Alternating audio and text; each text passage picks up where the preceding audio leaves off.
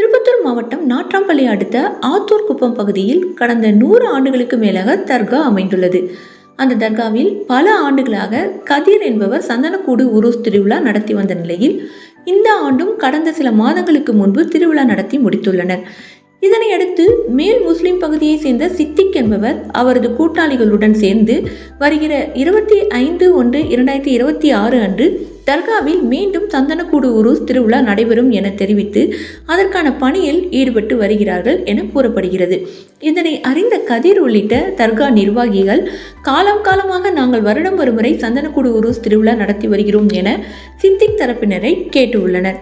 அப்போது அவர்கள் தர்காவிற்குள் நீங்கள் நுழைந்தால் ஒருவர் கூட உயிரோடு திரும்ப மாட்டீர்கள் என கொலை மிரட்டல் விடுத்து திட்டமிட்டபடி வருகிற 25/1/2026 அன்று நடைபெறும் திருவிழா என கதிர் தரப்பினரை துரத்தியுள்ளனர்.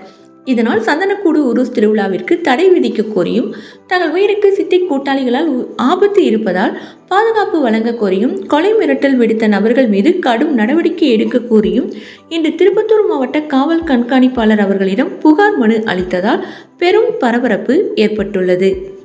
செய்திகளுக்காக ரகுநாத், தமிழ்நாடு டுடே. ஆத்தூர்குப்பம் நாட்றாம்பள்ளி சேர்ந்த ஹஜ்ரத் ஜல்தா ஷா ஒலியா டிஸ்ட்ரிக் தலைவராக நான் பேசுகிறேன். பரம்பரையாக 300 காலத்துலேருந்து எங்கள் அப்பா காலத்துலேருந்து அந்த சந்தன விழா நிகழ்ச்சியெல்லாம் நம்ம குடும்பத்தில் தான் நாங்கள் பண்ணி நிற்கிறது. அறக்கட்டளை 2015 நான் பண்ணிக்கிறேன்.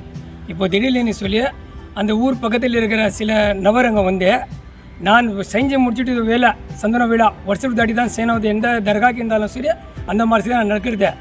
நான் செஞ்சு முடிச்சுட்டு வேலை அவங்க அதை என்னோட நோட்டீஸ் பார்த்து அவங்க நோட்டீஸ் பண்ணிவிட்டு இப்போ நாங்கள் சரின்னு ஒரு குரூப் இறங்கிக்கிட்டேன். அந்த சம்மதமாக நான் எஸ்பி மேடம் கிட்ட நான் ஒரு மனம் ஒன்று கொடுத்துக்கிறேன். சட்டப்படியாக நடவடிக்கை எடுக்கிற மாதிரி நம்ம கமிட்டி சார்பாக தர்கா சார்பாக நான் கேட்டு தெரிவிச்சேன். Tamil Nadu Today Magazine Awards. For more updates, follow Tamil Nadu Today website.